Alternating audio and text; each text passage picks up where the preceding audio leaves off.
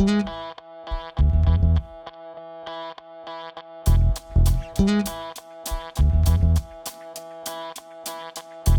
afternoon, everybody. Okay. My name's Annette Reynolds. This is my partner, Lynn Cohen, and this is our friend, Renee Coleman. Okay. I'll tell you about Renee later. And so delighted to be here this afternoon, and so pleased that you've taken time out of your day and your life to come and visit with us. The program's called Downsize or Stay. And what I like to tell people is that my partner's an old lady. She's 70 years old, okay? And I'm 6 years older than she is, okay? So, and we had this discussion about 3 years ago, what are you gonna do? And we made different decisions, and this in fact became the nucleus of the discussion we had about should we stay in our home, should we move, what decisions do we have to make? And we just kind of tore it apart. This is, I think, the third or fourth time we've presented this as a topic. Once in person, you missed it. We were at Ken's Steakhouse in Framingham, and the food was awesome. And then earlier this year, we did it online as a webinar. You know, we're all COVID, whatever, okay? We're all vaccinated, by the way. We're safe. And so, as we were planning on our trip down to South Carolina, 40 hours with each other, in a little car, we had a blast. We thought, well, if it's interesting to us and to our contemporaries, it may be interesting to you. And I'm not foolish enough to think this is a new concept for you. You're here.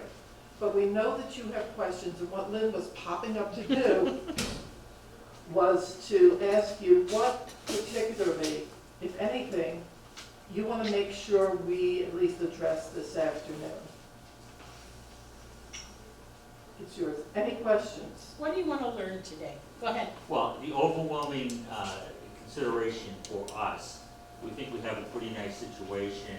There are no economic exigencies forcing us to downsize or to do this or that.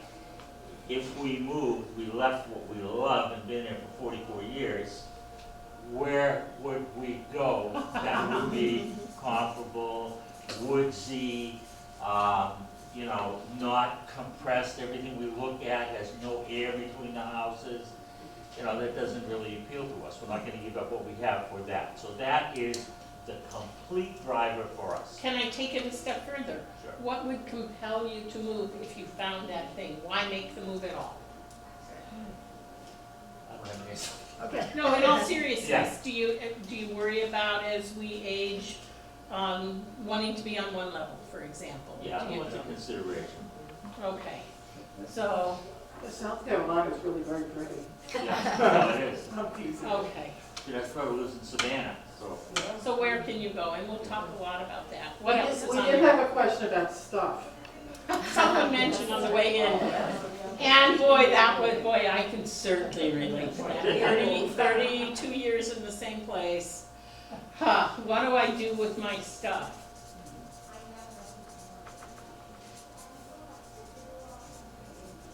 And what I found, much to my horror, is that my kids and grandkids didn't give a damn about my grandmother's French crystal. Well, Lynn, you know, this weekend I was down in Pennsylvania visiting my sister-in-law, and she says, "Do you want Mom's crystal with the red?"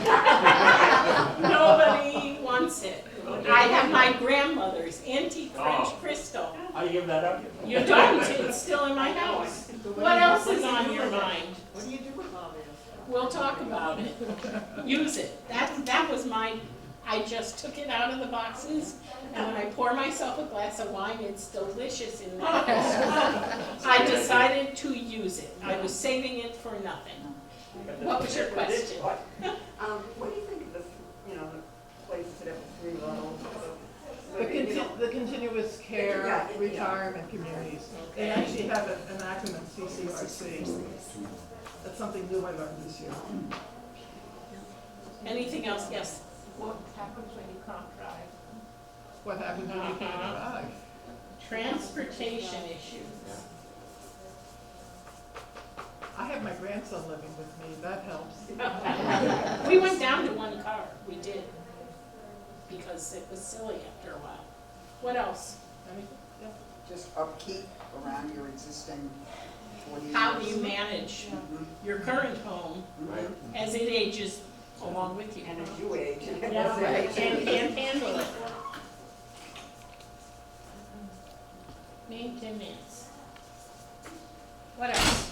I think we've covered most of this in our Yeah, normal. there's a bit more that will. What surprises me is that no one's asking about financial considerations. How do I get my equity out If I need it. if I need it and I'm not working anymore?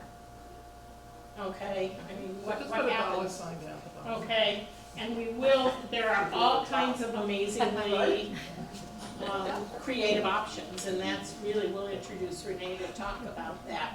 Because if you're not working anymore, nobody's gonna give you an equity line or a mortgage, right? Maybe not so right. How do I find out what my house is worth? Oh, well, that's kind of easy.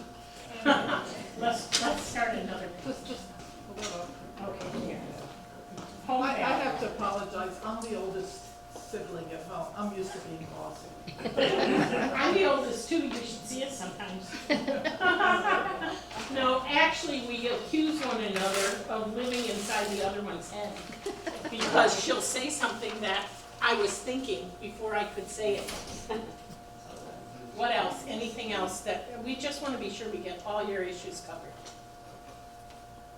And we envision this being pretty interactive. You have a question, you think we said something that doesn't make sense, challenge us, ask questions. What other issues have come up in other places? Well, as we talk, I think you'll hear about some of them, but what we found, I guess what we found is, and I can only speak for myself, I thought since I've been a real estate professional for most of my adult life, that it was going to be really easy for me. I did, I knew the process, I could follow the market, but then there was my husband. You know when they say opposites attract? I am the risk taker and he is the, oh my God, you're gonna do what? You're gonna move me out of my comfort zone. I have lived 80 years, literally, within a mile of my childhood home, and you're gonna dismantle everything that I know? Are you kidding me? I thought it would be easy, and I was shocked that it was not. And one of the things that we developed as we went through these were, well, what resources would have helped? And we've compiled those resources. So I guess that if you have this plan in your head and you're really hesitant to execute it, it's probably because you don't know how to pull it off without exhausting yourself. And those are the kinds of resources we gladly share. Well, it's not that plan, there are many aspects of this. When we did the webinar, can you all hear me well enough in the back? Okay. When we did the webinar, I sat down, I wrote a whole list of questions, and you've asked some of them here. The one you didn't ask is, if I stay in my home, what can I do to make it easier to stay here? Okay. I guess I'm sharing too much, but for Christmas this year, I'm getting a new knee. And I'm thinking about, in my 2-level home, how am I going to manage? We've got the answer at home. It's okay. I mean, we talk about it. Let's see, I've got my questions here. Stay in my home, what can I do to make it easier? And that's a good portion of what we're going to talk about today. How do I access my home's equity? If I sell my home, what do I do with all of my stuff? Capital gains tax. If I sell my home, what are the financial things that I have to think about? And what other options do I have? The other questions have to do with, let's just say I decide to sell my home. Where am I going to go? Today's market is freaking crazy. Okay, you've heard about it, multiple offers, hundreds of $1,000s above asking price. How do I make that transition? Okay, and it's a consideration, obviously. But what's interesting is that when Lynn and I first started discussing this, she decided to downsize, I decided to not. Lynn, tell us more about what Well, you we've been in our originally- home in Chestnut Hill for over 30 years. It was a neighborhood, I mean, I'm a Chicagoan, I transplanted in, I wasn't attached to any particular neighborhood. And frankly, as a real estate professional, I knew the whole greater Boston area. My husband grew up in South Brookline, and he graced us with moving a mile from his childhood home. Okay, so I mean, he was very set in his ways.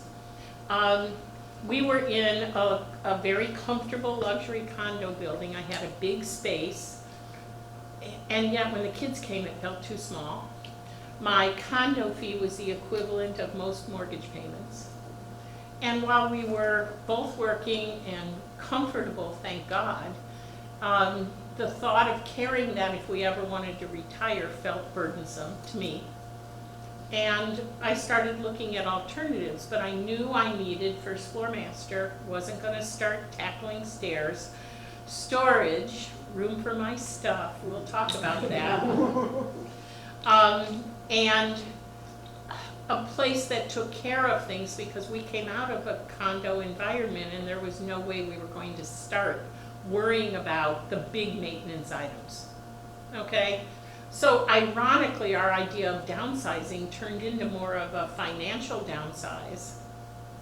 And we bought a bigger place with a basement and a loft for our grandkids who can visit, and a first floor master in a community that takes amazingly good care of the exterior envelopes and the lawn, and I have my own deck, and I look out on woods. Now I have neighbors on each side, but you'd never know it, and it just made a big, big difference. We moved all of 5 miles west. You would think that I destroyed his world. Okay, it wasn't that big of a move, but it was a huge lifestyle move.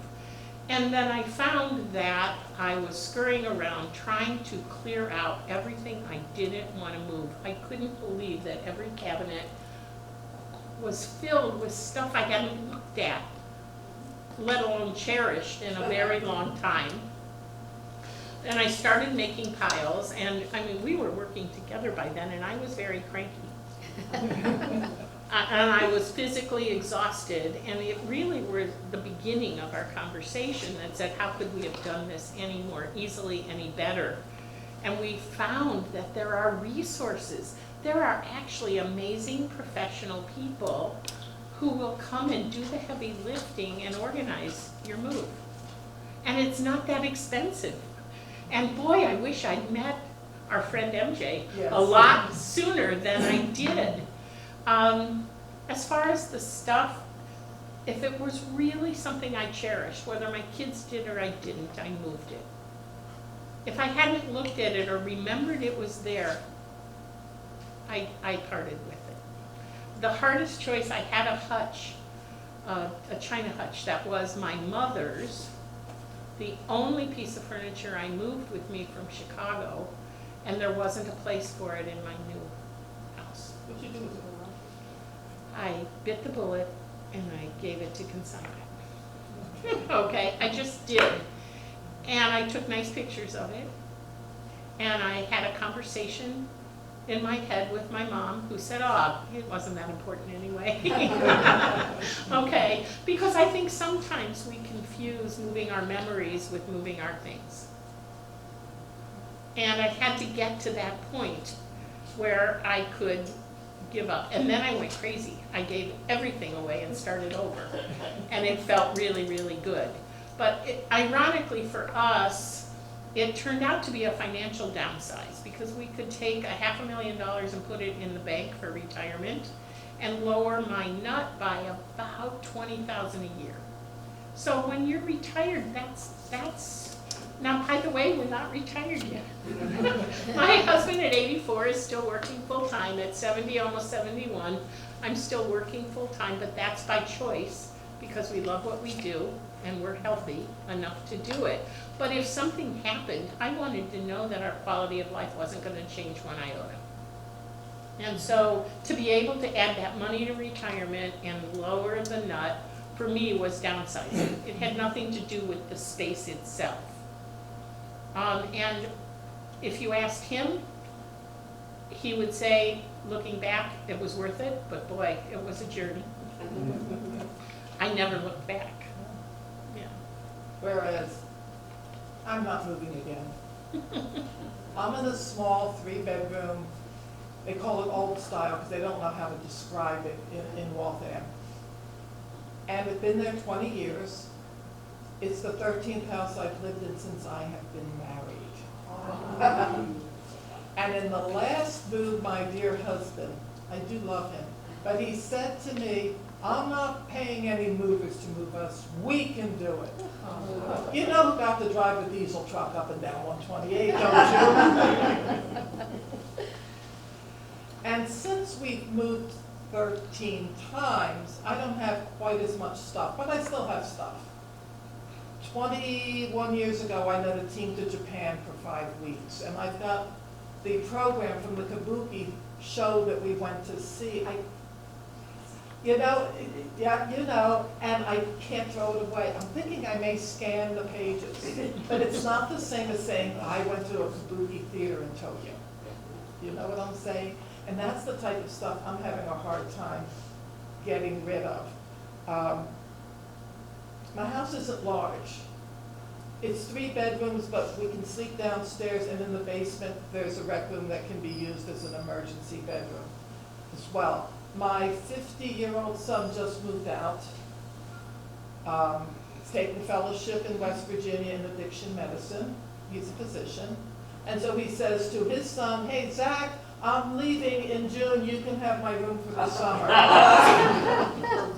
So my grandson, Zach, who is turning 21, he's going to be a junior, he is a junior at Brandeis, he moved in for the summer. His girlfriend was away for the summer, so he put up with his grandparents. Now, he moved out, and his older sibling moved in. And then next weekend, we're going to have the 2 little grandkids, 2 little girls. They'll be there for the birth. So this is the story of my life, okay? And I love it. So I'm not moving into a 2-bedroom condo. It ain't going to work for us. Okay? So we have decided to stay. And as I mentioned, I'm looking at being a little bit indisposed the end of the year with a knee replacement. So we've talked about what are we going to do. Well, my house started out as a 2-bedroom cottage near Hardy Pond. And we took down one of the walls, so I have a kitchen breakfast room, but my office was a bedroom. Guess what it's going to become again? And so then, refrigerator 6 feet away, the bathroom 6 feet away, I'll be in good shape. So we've decided to stay and make the accommodations. If the time should come when this isn't going to work, then we'll consider something else. But right now, for the time being, I want to be the place where all the grandkids come, and where I'm close to my friends, and my husband has his garden. And from Waltham, you're 20 minutes from any place in the world by car. So it's a very convenient place to be. I'm Yes? curious what you know about those, elevators that you can put on staircases, like our house. We're going to talk about it. I have it here. Yeah. I actually went. There's through some lots of things. accommodations. Our house, we couldn't live on the first. Right. Mhm. We actually have a great relationship with 1 or 2 architects who come in and will help you make the accommodations you need to stay. You know, everybody says, oh, you guys are real estate agents, you're just going to come in here and hammer these people to move. But the truth is, we're your contemporaries first, and we've been there and been through it. And I've never been able to make somebody sell their house. It just doesn't work that way. Oh, that I could, Oh, that I could.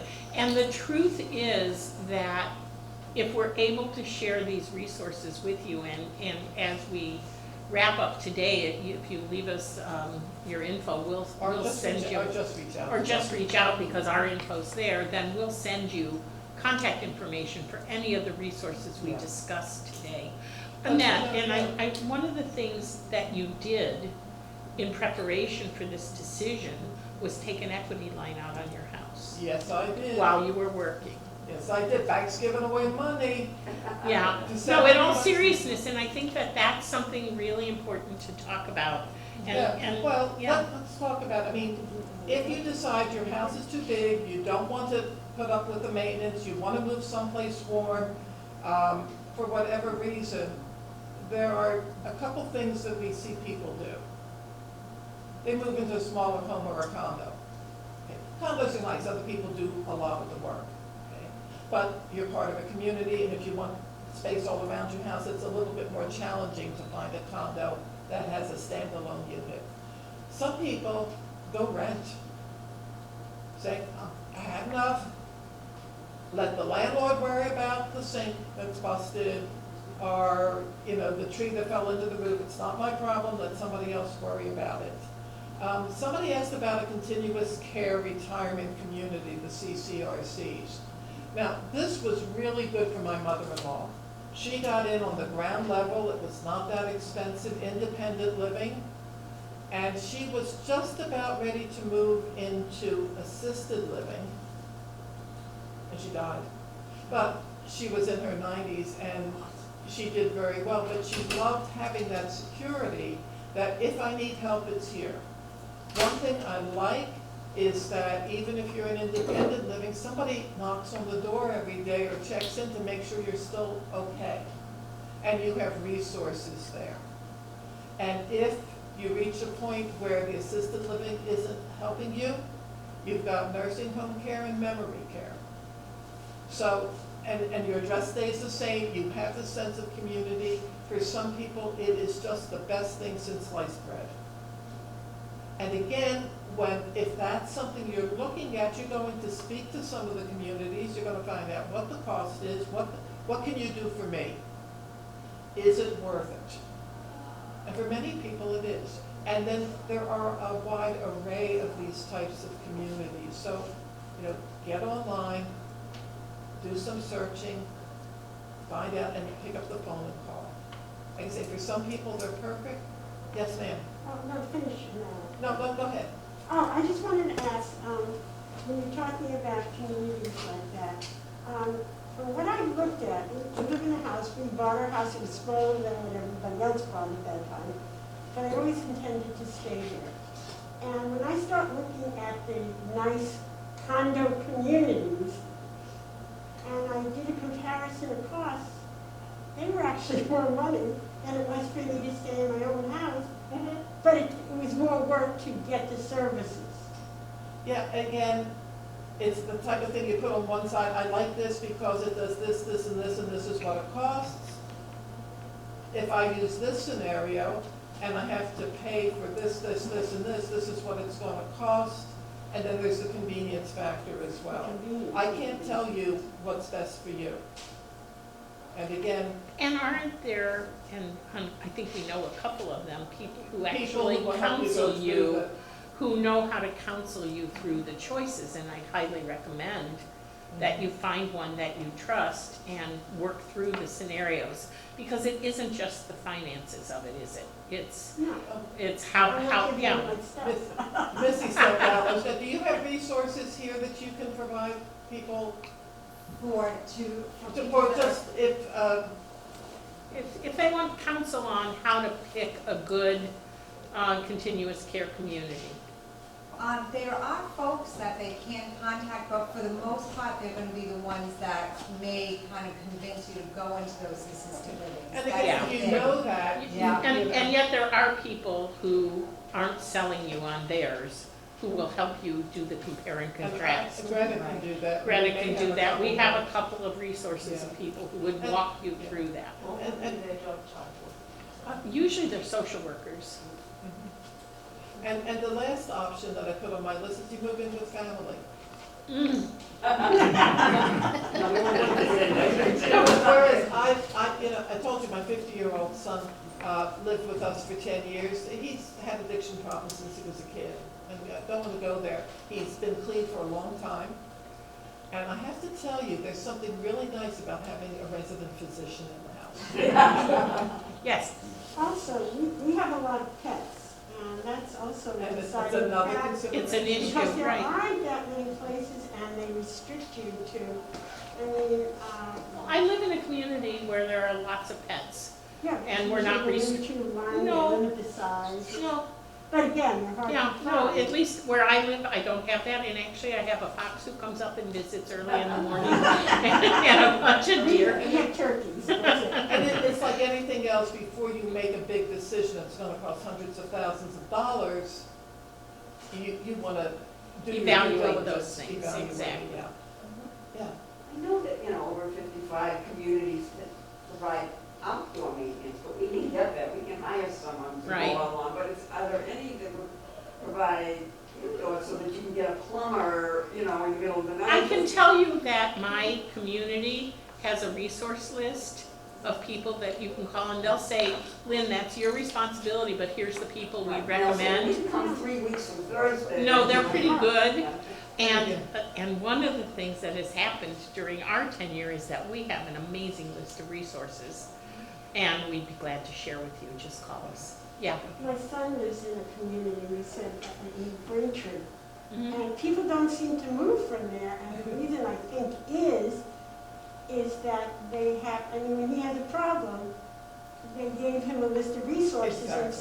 somebody's there, and I've never had an issue, and Yeah, they've been and, fabulous. And there's but usually he an wants to work for on-site them. guy who can do a lot of minor repairs. We certainly have one. yeah, but they're rare. So, get back to the question, oh, did you have a question? Yeah. I have a question. So I just want to say I'm a single woman, and I moved from a large place to a smaller place, and it was really important for me to have somebody that could advise me as to how to go and what to do. And now I'm in a situation where it's very nice to have resources around, because being single, you don't want to do a lot of things, you want to feel secure. This is good for an older or a smaller person, individual. And it makes it, when you're working with somebody, it's so important that you're feeling comfortable and you know what you're doing. And I also have a place where they have a lot of dogs around, and I'm in the community. And it's a nice, you feel very safe, and that was important, to feel safe. Mhm. So I feel very safe, very comfortable, and the community becomes very warm, they're very interconnected. And that's what I found as well. So Well, let's talk about what happens if you don't wanna sell, you just wanna stay in your home. That's what I'm gonna do. And, the biggest issue, I think, for many is the stairs. I did some pricing. If you take a simple, stand a lift, it's about $2,000 up a single flight of steps to have them installed. I was surprised, I expected them to be much more. They can go up higher if you have a landing and you're gonna go up and whatever, but $2,000, yeah, I can do that. When we first did this program, we had an architect come in, and one of the cornerstones of his business is retrofitting homes for accessibility. He mentioned elevator. I said, yeah. Whoa, that's a big That's expense. not too bad. Actually, it's actually $35,000 to $50,000. I checked it online. The internet's always right. It is a big expense, but if it means you can stay in your home and you're sitting in a $500,000, $600,000, $700,000 home, you've got that much equity, that's your asset. Then find the $50,000 to put the elevator in if that's important to you. Not all styles of home can support it, but it's a matter of saying, I never heard of this, to, yeah, I think it might work. And Stuart also talked a lot about making your bathroom safer. Bathrooms get more and more dangerous for us as we get older. So retrofitting the bathroom so that there isn't a big step to get into your tub or your shower, having appropriate grab bars, having a wide enough space, so God forbid you needed mechanical assistance, wheelchair, walker, that you could be independent for as long as you could, moving things like light switches and access to electrical outlets so that they were at eye height or at and a convenient place for you. So there are architects who specialize in making this work for you, including creating a first floor small bedroom for an aide, which was also something to think about, because if you're choosing to stay in your home, it's not realistic to think we aren't gonna need help. I mean, we all have this vision that we're gonna die peacefully in our sleep after being totally healthy and not having problems, but I don't know about you, that hasn't been what I've witnessed with my own family, right? And so you want to be able to stay at home with some grace and have a place for someone to be there to assist you if you need that. So if you want to talk to such an architect, we can help. He was cool. He was very He had nice cool. pictures too, and he Yeah. was just showing how sometimes little differences make a big difference in the quality of your life. Yeah. But I mentioned a $50,000 elevator. How do you finance it? How do you finance it? Now, we paid off the house last year. It is somewhere between $650,000 and $700,000 worth. That we have actually we got a line of credit. I was working full-time, had a nice income, able to get a line of credit, and that appraisal said $670,000. So I figured that's about right. And for $70 processing fee, I can write you a big check. If I weren't working though, that becomes problematic. So now it's time to introduce Renee. So now it's time to introduce Renee. I get to talk about all the fun stuff, the money. Well, Renee is a mortgage lender with Cross Country. And as we started looking, the thing amazes me, they talk about products, and I'm thinking I'm gonna check out at the store, I'm gonna have, they all have products. These are actually different plans that enable you to get money. Okay. Your own money, basically. Basically, well, in this case, your own money, because we're gonna talk a little bit about reverse mortgages. You've heard of reverse mortgages. Who's heard bad things about reverse mortgages? Everyone's heard bad things. Who's heard good things about reverse mortgages?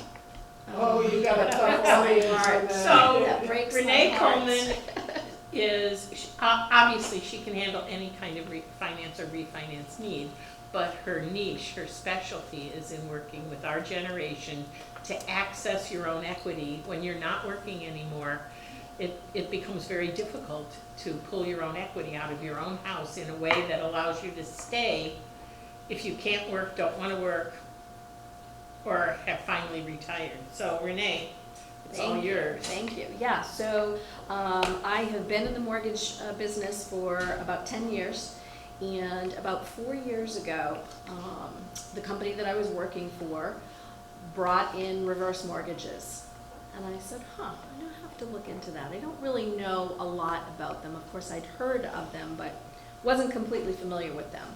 And the more I started learning about them, the first mortgage that I did was for my parents. As I was learning about them. Yeah, exactly. And I said, I think this is something that will work for them. So my dad is 80, and my mom is like 75. And my dad has always said, you're taking me out of this house boots first. So they plan on staying. And over the years, they've been working on their home and getting it to the point where they wouldn't have to do a lot.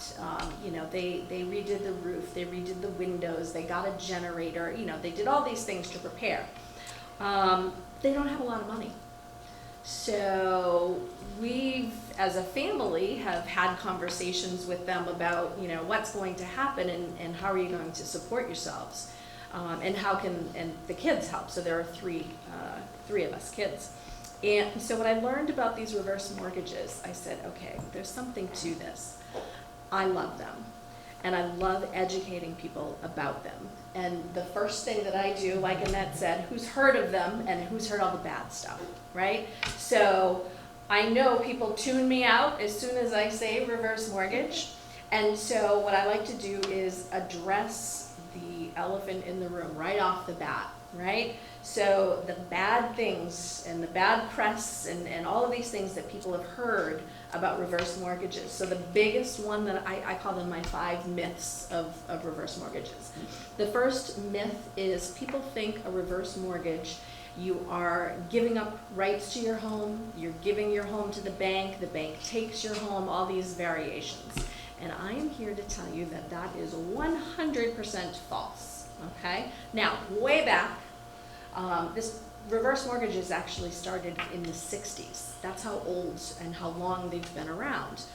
And back then, the programs were very, very different than they are now. So the programs that we have now have been out for since about 2013-ish, 14-ish, so they're relatively new. But they are revamped and there are so many protections in place for the seniors. So the biggest myth, the bank does not take your house. A reverse mortgage is like any other mortgage that you have on your house. Do you have a mortgage on your house? Do you still own your house? Is it still yours? Yes, it's still your house, but there's a lien against it, right? So if you decide to sell your home, that lien has to be paid off. Same exact thing with the reverse mortgage, okay? So now that's like the biggest issue that people see with this program. The second thing I hear is, I want to be able to leave something to my kids. Well, with a reverse mortgage, you still can. You're still going to have equity. In the past, they would let you take out almost all of the equity in your house. They don't let you take it all out anymore. It's somewhere in the 50% range. And the way they determine how much equity they'll let you take is based on your age, the value of the house, and the interest rates. Right now, we kind of have the best of all worlds because the interest rates are so low and the values are so high. Okay? Now, most people think it's a program as a last resort, and I'm here to tell you, I think every single senior that has equity in their home should access it. Much like Annette said, you were still working and you knew to go get an equity loan while you still had income, and it's sitting there in case you need it, right? So you didn't tap it, Oh, no. you just arranged it. Oh, for $70 a year, it's the cheapest money I've ever borrowed. Yep, right? So a reverse mortgage can do the same exact thing. However, the qualifying for a reverse mortgage is very different than a line of credit, but it acts similarly as a line of credit. So you still have to have some income, right? So you still have to pay your property taxes and your homeowner's insurance. And then, of course, your daily living expenses. So you do have to have some income, but it's very, very different requirements than for a standard loan, mortgage, or a line of credit, equity loan. So your income, you still have to have some credit. Credit's a whole nother thing. There's no minimum credit score required for a reverse mortgage, okay? And the way you access it, we can set it up multiple ways. So I generally tell my stories about some of the loans that I have done because it gives you an idea of how you can use them. I just recently did a loan for a woman. So the mortgage has to be on your primary residence, okay? She took out a lump sum. She took out all the equity she could up front, and she bought a house in Florida. She'd been going there for years and years and rented every winter when she went, and she decided, I really kind of dig it down here, and now I want to buy a place. But she didn't want to have another mortgage, right? So she took the equity out of her home here and bought the house in Florida, okay? I have another client that owned her house plus a rental property. But over time, the rental property had gotten into disrepair. She couldn't have renters in there anymore. And that was meant to be her income in retirement. We did a reverse mortgage on her primary residence, took a bunch of money out, repaired the rental property. She now has her renters in and is receiving that rental income as her income throughout retirement. So lots of ways. So those are two examples of taking out all of the money. The one I do the most often is a line of credit. So that's very similar to Annette's situation. It's a line of credit. We're going to tell you how much we're going to let you access, and it stays in a line of credit until you need it.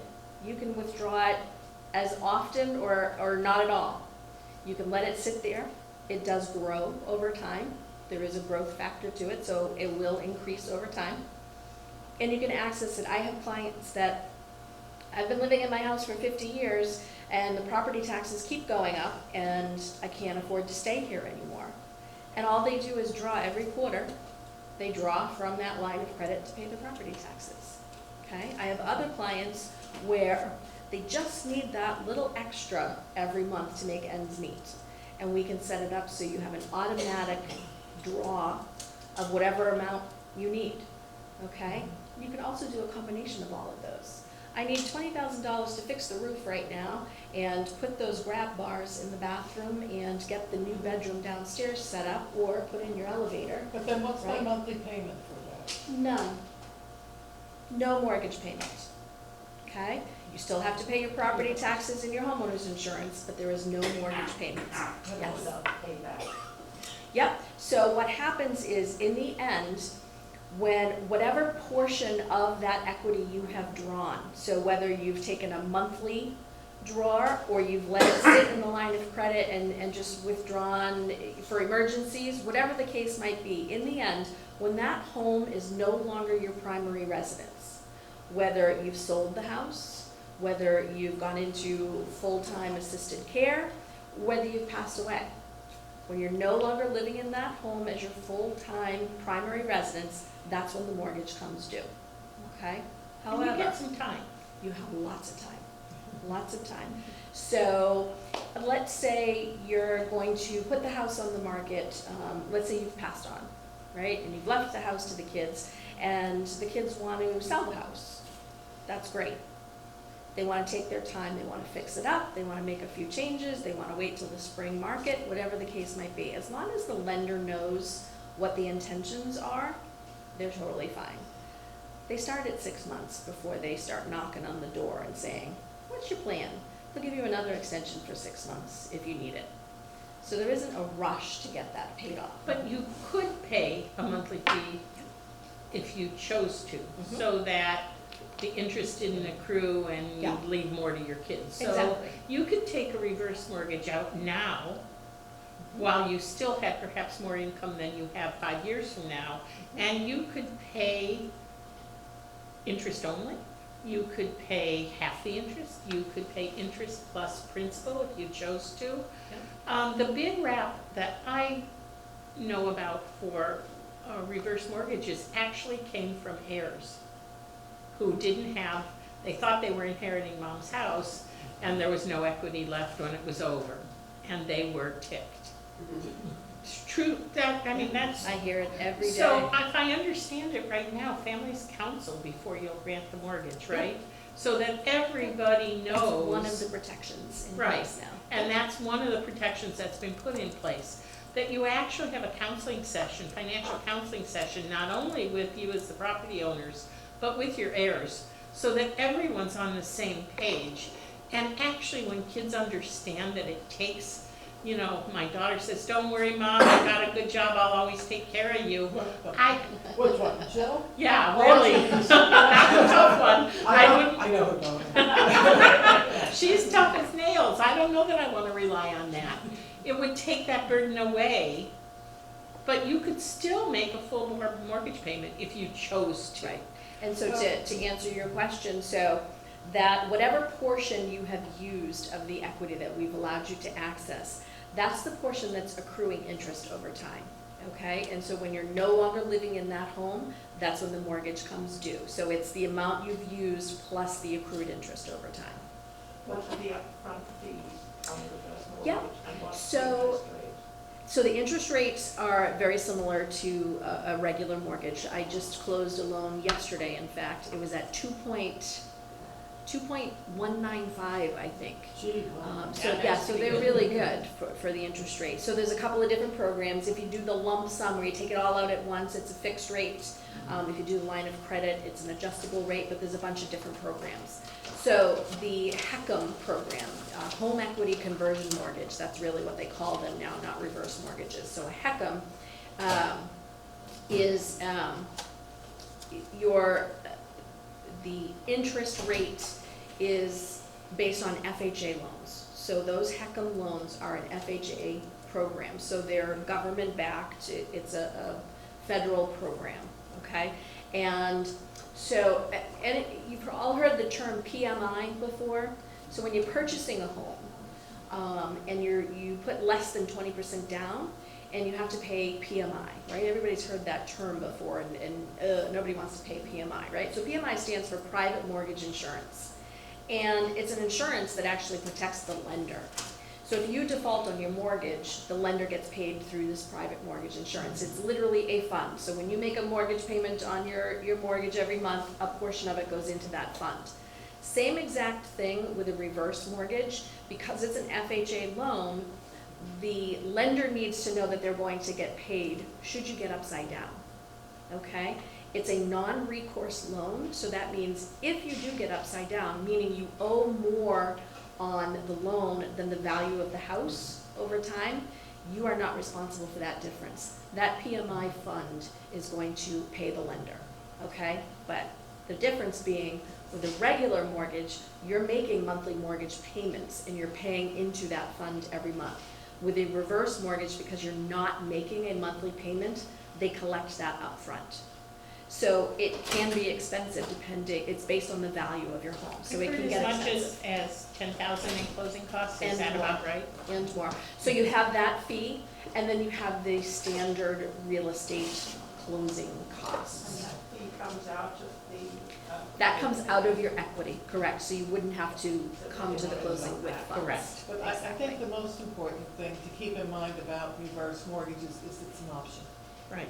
Right. Now, Annette, we've had a client who used a reverse mortgage To buy another house. in order to facilitate the move. Okay? So in other words, you're in your home 30, 40 years, your equity is ginormous.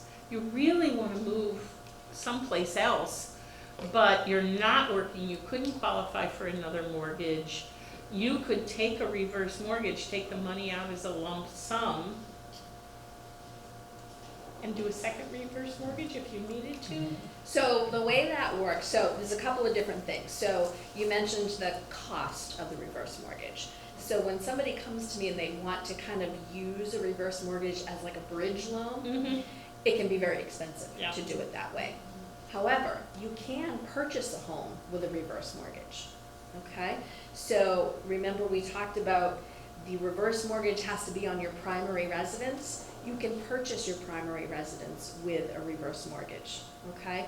I will give you an example. It's a little easier to understand when you think, excuse me, of the circumstances. So I had clients that were downsizing, and they were gonna be selling their home, and they were getting ready to retire. So they were like 65, 67, in that range, and they knew they weren't going to have a lot of income in retirement, and they didn't need their big home. So they were paying their debts off, selling their home, and they said to their realtor, we have $300,000. That's what we have to buy a home. We can't have a mortgage because we don't have a lot of money in retirement. So we have $300,000. We want a condo. We want 2,000 square feet. It has to have 3 bedrooms and 2 baths, and it has to be, this was in Salem, up on the North Shore.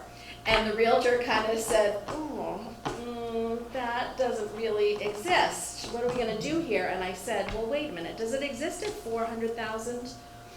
And he said, no, they can't do 400, they can't have a mortgage. They only have 300,000. I said, but does it exist at 400? He said, oh yeah, I can find that all day for them at 400. So we ended up doing a reverse mortgage for them. So remember back when I said the amount of equity that they would let you take out, around 50%, okay? So for example purposes, we'll use 50%. So this condo that was $400,000, they have to put 50% down. The other 50% is in a reverse mortgage. So in the end, you own a $400,000 condo, and you have a reverse mortgage on it for $200,000, okay? No mortgage payments. So And it would be 100 in the bank. similar, and 100 in the bank, right? You didn't have to spend all of your 300. So if you're staying in your home and you're taking a reverse mortgage, you kind of have the same end result if you're taking a lump sum. I own a home that's $400,000. I don't owe anything on it, but I'm going to take 200 of the equity out and go buy something with it. Same result. You own a $400,000 home and you have a $200,000 reverse mortgage owed on it, but no monthly payments. But what happens to that money that you took in a reverse mortgage to buy your new condo, how do you sell the home that you have?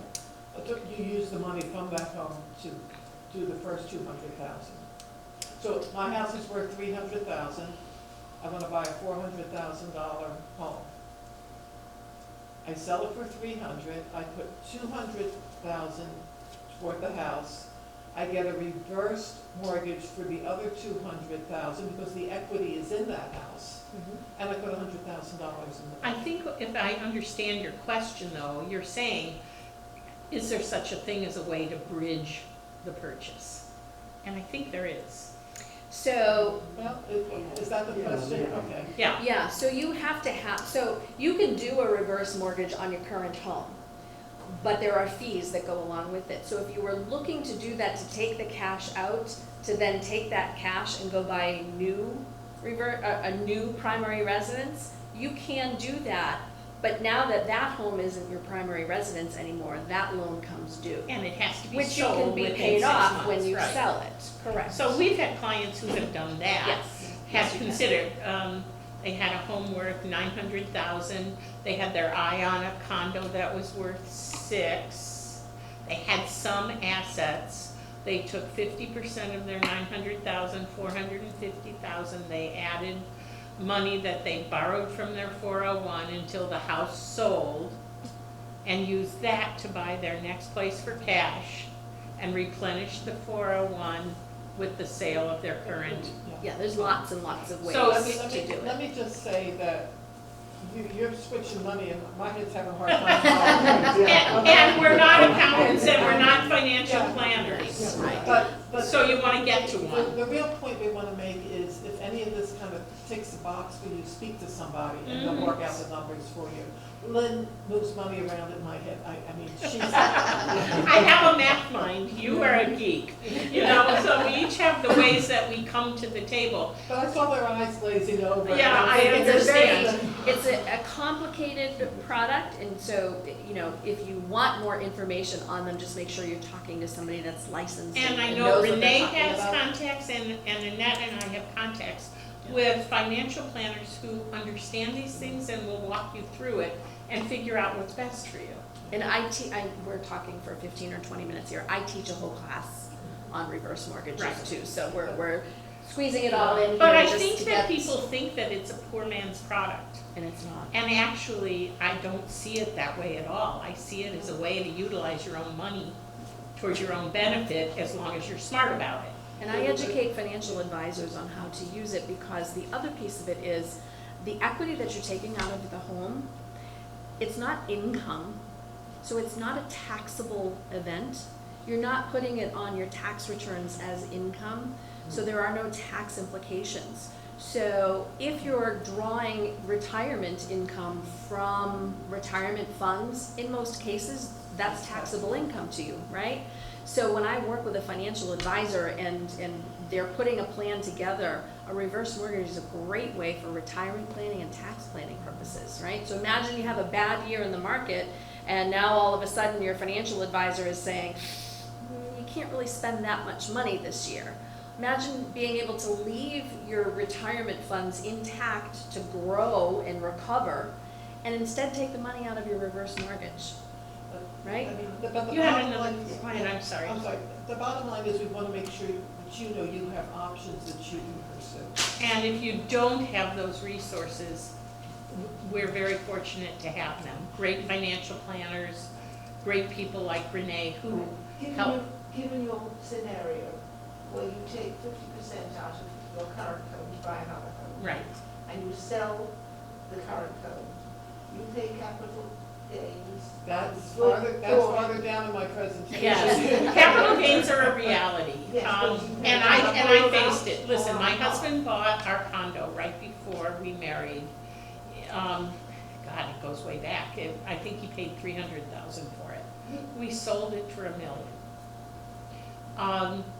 However, over those 30 years, we renovated a kitchen, we renovated the bathrooms, there were assessments to pay for repairs of the building, and there's a certain amount that the government lets you keep and deduct. So I didn't have it, I mean, I am a record person, I had every receipt. everything there and I could lay it out, and I handed it to the accountant, and he said, you don't owe capital gains. That doesn't mean that would be your case, if you haven't done those improvements So what are you over liable time. for? Right now, as a The- single As a person, single person, you don't pay capital gains on the first $250,000 worth of profit when you sell your home. As a couple, married couple, not just any couple, a married couple, it's $500,000. And that's on the basis what you bought it plus how you've improved it. Again, it's an accounting question. When I give this information, it's general information, but don't So put me the as reverse mortgage doesn't affect that in any way? that is correct. That's what I'm asking. Yeah. Okay. So that, one of the points I have, bullet points I have here is that it pays to have a team of experts help you, not just with the downsizing of the housing, but a good financial advisor, a good tax attorney, a good estates and senior attorney. Should I put my house in a trust or not? The answer is yes. What type of trust? What type, well, it avoids probate, it's relatively small money up front, okay? What type of trust? There are different types of trust. My training is as a chemist. I don't know diddly poop about trusts, but I do have a good lawyer who tells me about that. I know more than many, but not enough to give advice. Exactly. Yes. It's interesting, because our lawyer, told us not to put the house in the trust, put everything else but the trust. Again, there I'm you not go. gonna go there. You've got your own circumstances. My attorney said, and we're in a trust. So I would trust your advisors. I would never get in the way of that. I guess the whole point of this is that many of you may want to downsize, but it feels overwhelming and the finances of it seem too complicated. Annette and I make our living selling houses. We would be lying to you if we didn't tell you. Ultimately, we want to know you when the time comes, but we want it to be on your terms because we understand it can't possibly be on ours. Okay, it doesn't work that way.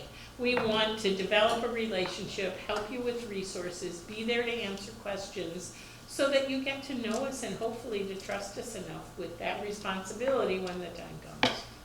But again, we have a whole slew of people that we've worked with, advisors, tax advisors, accountants, financial planners, mortgage people, who we trust. But the decision is ultimately yours when you put all the pluses and the minuses. But you know what we haven't talked about, Lynn? Stuff. Let's talk about stuff. Some of the stuff I moved is still in a box or 2 or 5 in my basement. Well, having moved 13 times, if the box wasn't opened in 2 moves, I could throw it out. Well, that's what happened. That's exactly what happened this week. I went down in the basement and threw out boxes that weren't opened. We've done this You know. program with an organizer named MJ. And I met her when she was helping a family. The mother of the family says we're all on the spectrum. They were all a little bit strange. Nice, but strange, okay? And I say that in a loving manner. We meet all kinds of people in my business, and they were a little bit different. And I have never seen a person with as much patience as MJ did with them and helped them get through the move, the downsizing. They went to Maine. And she actually has taken coaching classes because good consultants don't tell you what to do. They give you the information so that you can make up your own mind. And when we're talking about organizers, there are professional organizations for organizers, and there are certifications for organizers.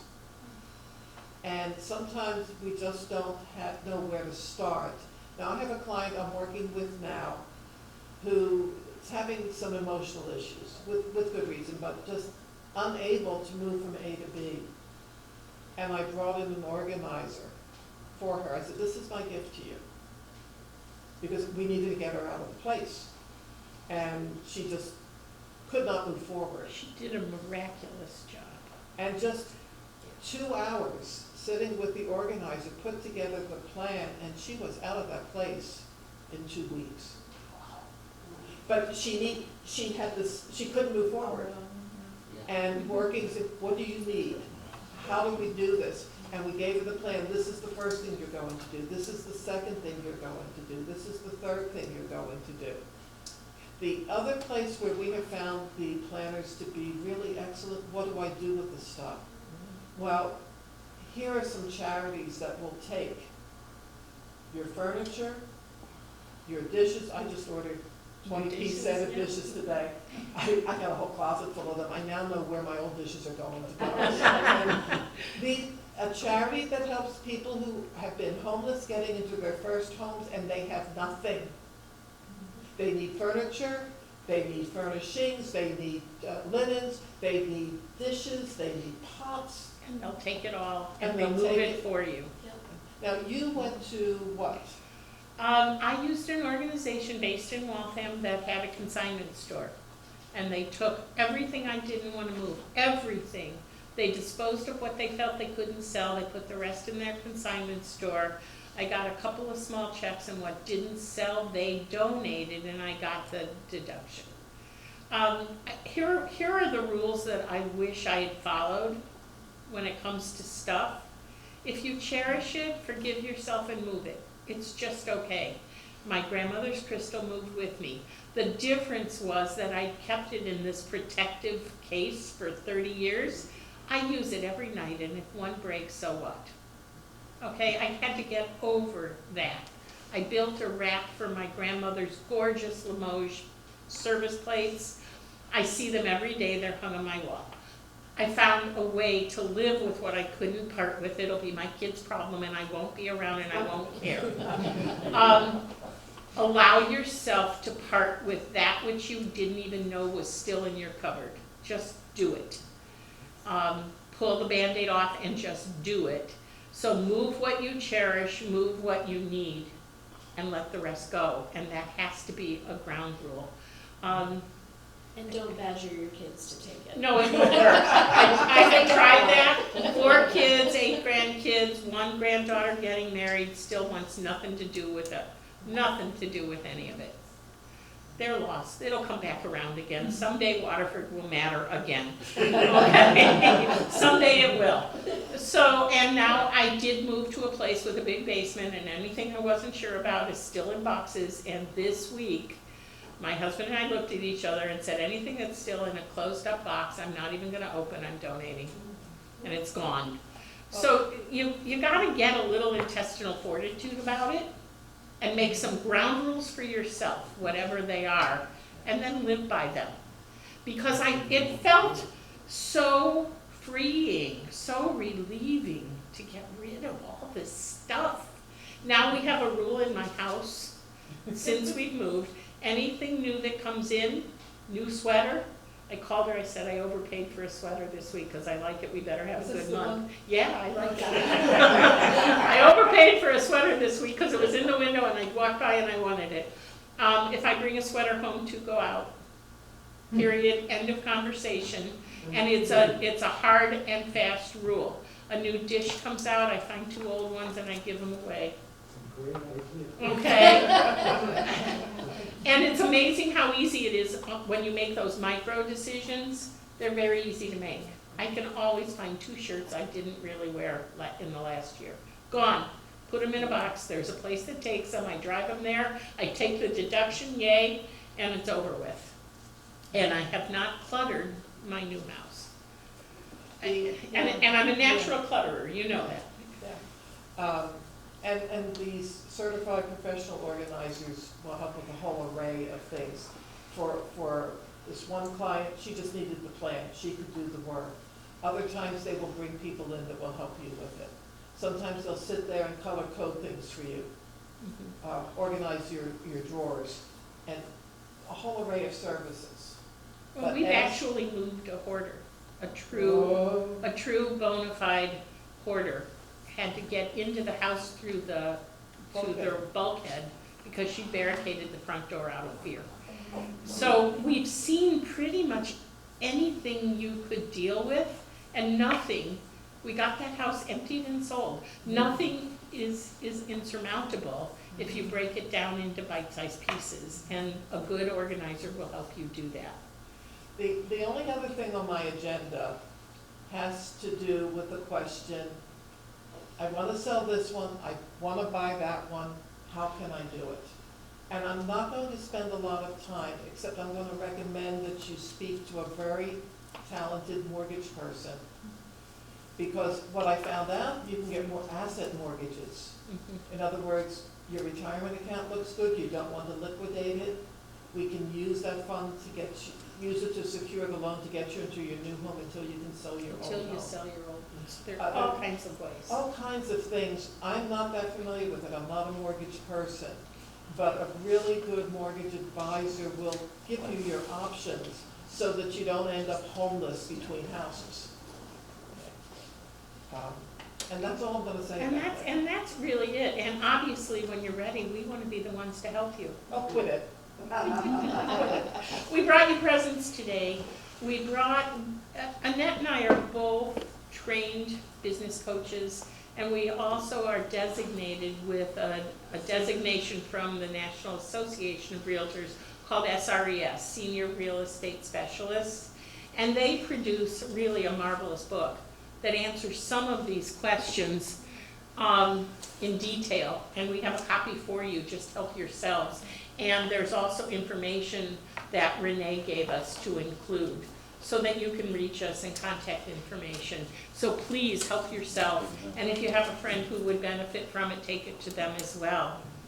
Did we answer your questions I today? just have a question. What Sure. if you have like a tremendously brand new woodworking workshop in your basement and a set of instruments that the kids, I mean, things that, you know, you maybe don't want to donate. Would an organizer know how to get the proper appraisers for things? Or, Oh, yes. Oh, yeah. So Oh, yeah. the specialty kind of, Oh, yes. For sure. and know how The to right do it. ones. The right ones The right do. ones do. Okay. So Lynn mentioned that she has her SRES designation as a realtor.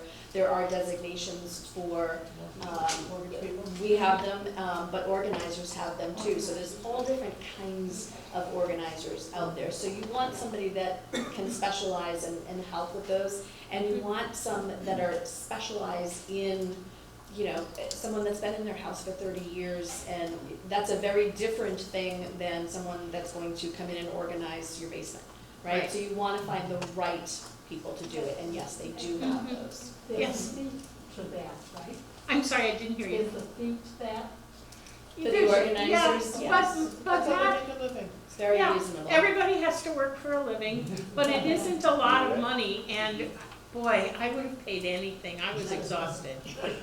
I'm being really honest with you, it was really, really hard for me. I was alone and overwhelmed. My husband went to work every day and said, honey, you wanted to do this, it's all you. Okay? But you know, the truth is, one of my best friends is Ms. Google. Ms. Google, okay? Yes. I spend most of my day in front of the computer. That's my happy place. And have any questions, I get on and I start looking, not just at the first or second or third. I'll drill down. If I don't know how to organize my basement, I'm liable to go, how do I organize my basement? I'll get ideas. If I think I can do it, I will do it. If I said, what kind of idiot wants to do this, I'll call somebody in to help me. Okay? Yeah. I'm queen of my universe. Yes, ma'am. It's over you. Royal Dolls. Oh, does anybody want any hummus? I got it. Yeah, I have Royal Daltons that I gave my mother that I bought in the factory in Copenhagen. Nobody wants them. The ones that I love, there are certain eBay sellers that will move them for you. A good organizer can point you to those places and help facilitate them. They're not worth what we paid for them. That's just the way it is, you know, it's difficult. Antique shops. Antique shops will help and come in, and there are antique appraisers who will come in for things that are very, very valuable. But if you love them, put them in a cabinet and love them. I see them every day. You're tired of them, that's another story, that's what I said. You move what you, right, you move what you cherish and the rest. So I kept 2 or 3, and the rest I put in that pile that all went. And I stopped thinking about where they went. And I know that sounds crazy. Listen, if you brought us in to help you sell your home, one of the first things we're gonna do is work with you to declutter. Because, You don't wanna sell them, you just wanna get rid of them. yeah, it may come to that because there's not much market. And I think we have to get over it. You know, That's we, hard. It's yeah. harsh, but real. but it's the truth. I think we've run out of time. Yeah, I think unless you guys have questions, I think we've talked enough. Yeah. You're a realtor, correct? I am. How, and you obviously have listings in a given year. How do you must know how people choose you over the. Why do people choose us? That's a really Well, good you know, question. we Well, actually, only, we're in a community here where, I mean, the houses are selling. Sure, especially in but that isn't always the case. I was also a realtor in 2005. Okay, when we really had to work to sell it, and right now I'm doing that level of work with my buyers. So I would say to you, it's always a good market for someone, and it depends on whether you're buying or selling. but let me answer that question, because I go back and look at the numbers. Where did we get our business this year? Where did we get our business last year? Truth is, most of it's from people we know. People who I've met through my League of Women Voters, through the nonprofits I work with in town, my friends, and referrals from these people. And, I mean, that's the bottom line. If I don't get 1 or 2 calls, or 3 or 4 or 5 calls a week from somebody who says, how would you like to advertise here, or put your name on the shopping cart or something like this, that's fine, it doesn't get me my business. My business comes from people who know me and trust me. Exactly. So I spent the bulk of my real estate career on the management side. I was a sales manager for William Ravis for 10 years, the first person he hired in Massachusetts. And I got recruited away to Keller Williams. I built 6 offices for Keller Williams and managed them. And my idea of retirement was to go back to the joy and get back into the field. I retired from, my husband used to say, you have 250 children and they never leave you alone. Okay. And so to go back into the field and frankly work with peers who are where I'm at, who we get you better than a lot of these young people get you. We know what you're dealing with because we're dealing with it too. And that's where the bulk, so for our first year in business, the bulk of the business came from other agents who knew me and referred clients out of the area because I have a national network based on I paid a fortune in referral fees for her. As you can tell, Annette is our geek and I'm our mouth. I don't know. It seems to be how it works. We're very well suited, very well trained. We've both taken coaching certification. And what we've learned is you can't tell a client to do anything. You can ask the right questions to help them decide what's best. And that's been our approach all the way through. It makes the most sense. So I hope that answers your question. Yeah. Thank you. Okay. Thank you. Come get your books. Here, Have some cookies. They're not coming. No, they're not going to my house, I can tell you that. Yeah.